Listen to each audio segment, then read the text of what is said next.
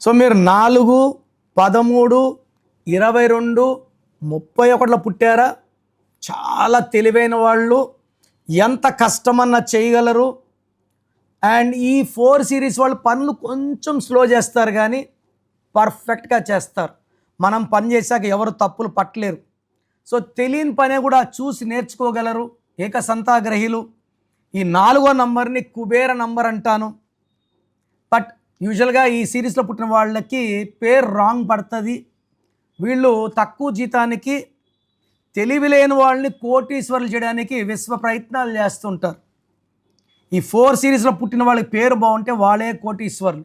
So ఈ 4 సిరీస్లో పుట్టిన వాళ్ళకి మ్యారేజ్కి 8, 17, 26లో పుట్టిన వాళ్ళని చేయకూడదు. ఎందుకంటే ఇది రాహు శని కలయిక. రాహు శని కలయికలో చికాకులు, చింతలు, బాధలు, కొట్లాట్లు, విపరీతమైన డబ్బు ఖర్చు.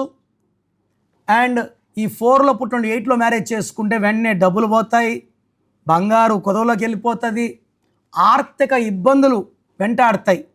సెకండ్, ఈ 4 సిరీస్లో పుట్టిన వాళ్ళు 9, 18, 27లో పుట్టిన మ్యారేజ్ చేసుకుంటే పెళ్లి చేసుకున్న రోజు నుంచే గ్యాప్స్ పెరిగిపోతాయి. High chance of divorce.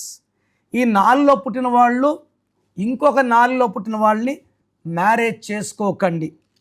ఈ 3 డేట్లు అవాయిడ్ చేసుకుంటే మిగతా డేట్స్ 4 వాళ్ళకి బాగుంటాయి.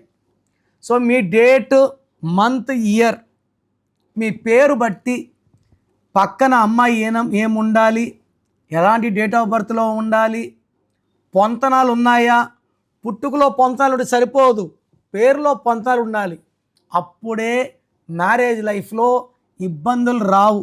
సో మీకు మ్యారేజ్ కోసం చూస్తున్నా, పెళ్ళిలో ఇబ్బందులు అవుతున్నా నన్ను నేరుగా కలవండి.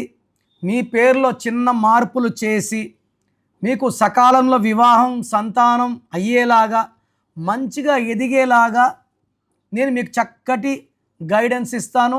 So take my appointment and meet me personally.